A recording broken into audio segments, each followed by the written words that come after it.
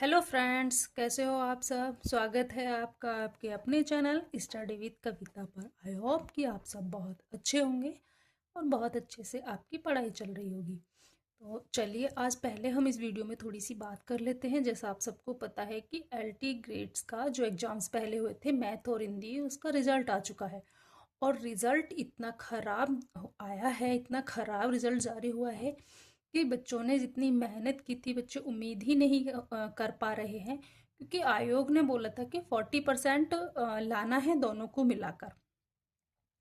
और जब बच्चे 40% लेकर भी आए, बच्चे 40 क्या 60% भी लाए हैं, तो उसमें कुछ बच्चे ऐसे हैं जो उनका भी नहीं हुआ है। 90, 92, 85 ओबीसी समथिंग बच्चों का बहुत का नहीं हुआ है। रिजल्ट सिर्फ उसमें 2,255 शायद बच्चे पास हुए हैं। बस इतना बिल्कुल भी नहीं सोचा था कि इतना ख़राब रिजल्ट जाएगा मैथ का। और हिंदी का भी बहुत ज़्यादा नहीं गया है। तो इस वजह से आप देखिए, और इसमें आयोग ने कुछ भी क्लियर जारी नहीं किया है कि ओबीसी की कट ऑफ कितनी है, जनरल की कितनी है, या जो भी है कोई ना तो नंबर्स दिए हैं ना कट ऑफ पूरी अच्छे से जारी की है। सिर्फ नाम दे दिए हैं उनका, रिजल्ट का जो मतलब रोल नंबर था उनका रोल नंबर दिया है। और इससे बच्चे बहुत ही परेशान हैं। तो देखिए, इनका कुछ नहीं किया जा सकता है आयोग का।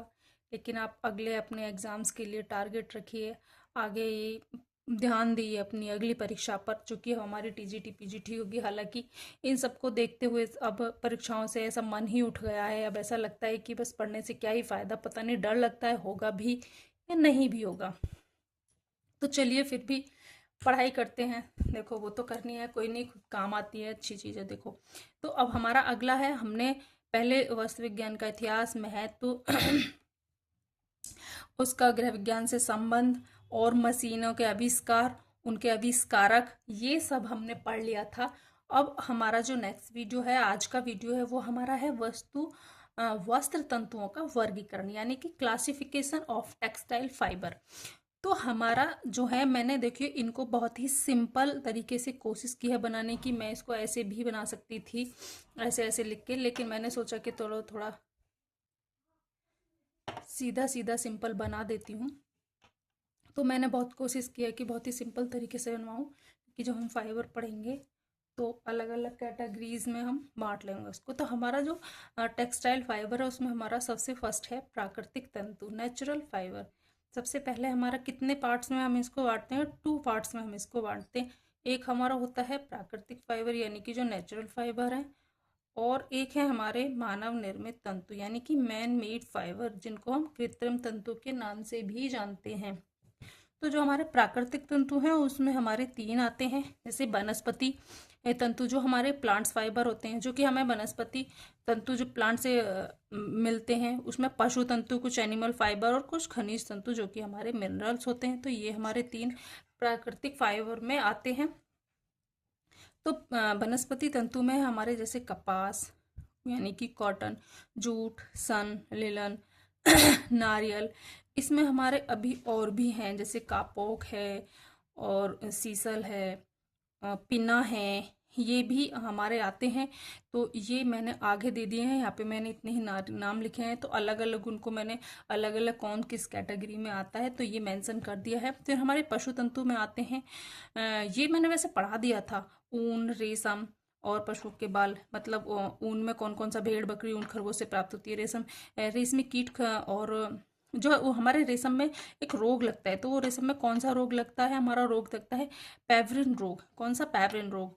तो ये मैंने पढ़ा दिया था। खनिज तंतु में हमारा एस्बेस्टस है, सोना है, चांदी है, ये सब आते हैं।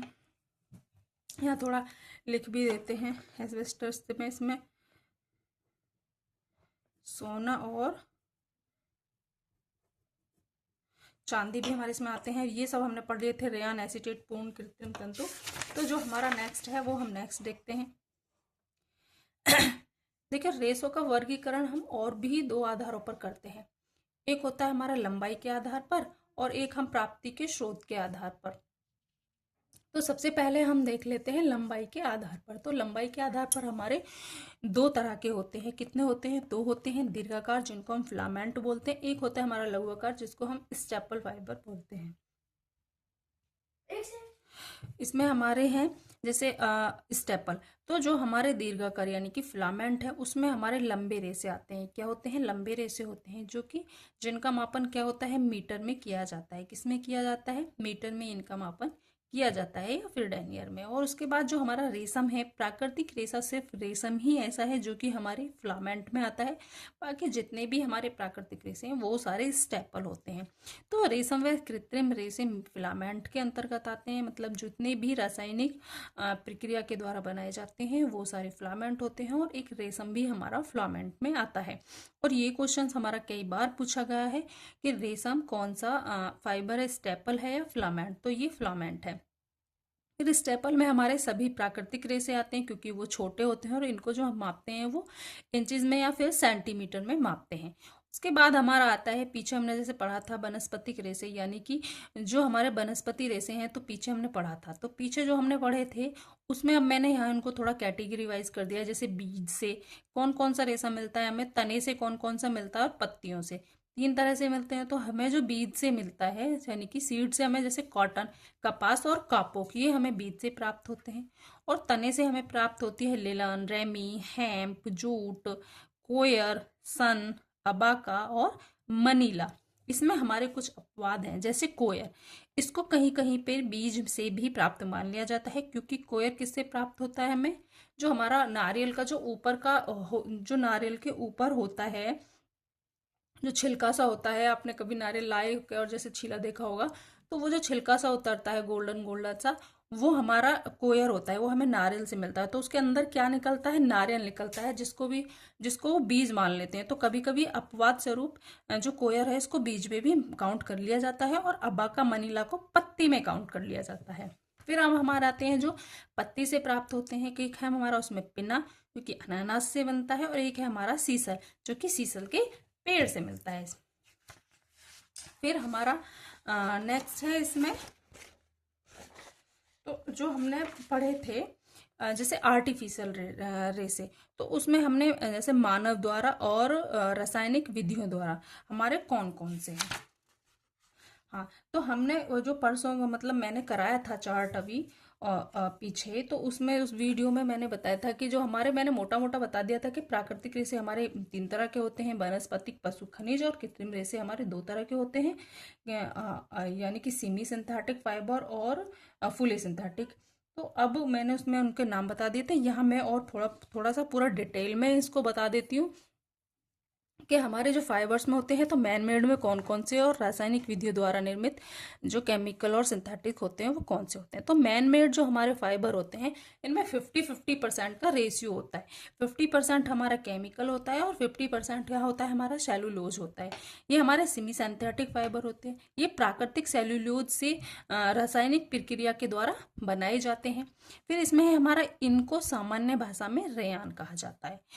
और देखो रेयान के प्रकार, तो अभी हमारे रेयान के प्रकार कितने हैं? तो हमारे रेयान के टाइप्स ऑफ रेयान, तो नाइट्रोसेल्यूलोज रेयान जो कि सबसे पुराना रेयान है, लेकिन इसको अब बंद कर दिया गया है। ये विधि बहुत चलन में हमारे नहीं है, क्योंकि एक तो ये बहुत महंगी और स्लो विधि है, और दूसरा इसमें केमिकल्स का ज़्यादा यूज होता है, तो ये बहुत महंगी पड़ती है। तो इस टाइम इसको प्रयोग बहुत कम होता है, प्रयोग नहीं होता।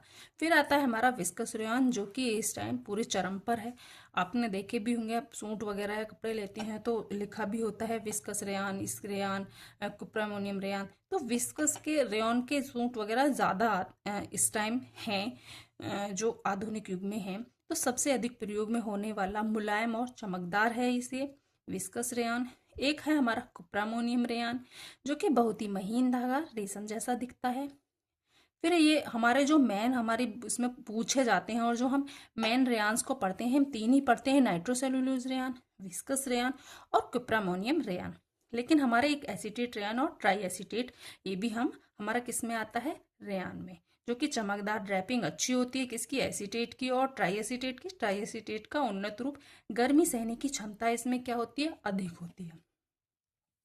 फिर हम नेक्स्ट देख लेते हैं जो फुली सिंथेटिक फाइबर है, यानी कि पूर्ण सिंथेटिक फाइबर। तो इसमें हमारा पॉलीएमाइड तंतु, क्योंकि मैंने पीछे पढ़ाया था, तो वहाँ पीछे मैंने पढ़ाया था जैसे नायलॉन है, टेरिलोन है, पॉलिस्टर है, एक्रिलिक है, स्पैंडेक्स है। सिर्फ मैंने उनको ऐसे बताया था, लेकिन यहाँ हमारा मैंने इनको ऐसे बताया कि पॉलीएमाइड के अंदर कौन कौन से आते हैं। तो जितने भी हमारे पॉलीएमाइड तंतु होते हैं, तो पॉलीएमाइड तंतु होते हैं हमारे नायलॉन, नायलॉन 6, नायलॉन 6 इसमें हमारा केवलर आता है, इसमें हमारा नोमेक्स आता है। ये कौन से आते हैं? जितने भी हमारे पॉलीएमाइड घोल से बनाए जाते हैं, पॉलीएमाइड से तैयार किए जाते हैं, ये सारे हमारे पॉलीएमाइड के अंतर्गत आते हैं। जो हमारे पॉलिएस्टर तंतु हैं, पॉलिएस्टर में आते हैं हमारा टेरिलीन, डैक्रॉन, टेरिकोट। और हमारा टेरिकोट, टेरिलीन ये क्या है? ये हमारे ब्लैंड पॉलिएस्टर है। क्या है? ब्लाइंड तंतु हैं, यानी कि ये मिश्रित, जो कि जैसे टेरिकोट मतलब कि हमारा पॉलिएस्टर, पॉली और मतलब कॉट मतलब कॉटन को मिक्स कर कर तैयार किया जाता है। तो ये ब्लेड फाइबर के अंतर्गत भी आता है, ये पूछा भी जाता है कभी कभी उसमें टेरिकोट। और ज़्यादा एक दो क्वेश्चन और ऑप्शन में दे दिया जाता है ऑप्शन, और वहाँ पे पूछ लिया जाता है कि इनमें से मिश्रित रेशा कौन सा है। तो हमारा टेरिकोट, टेरिलीन, तो ये हमारे क्या है?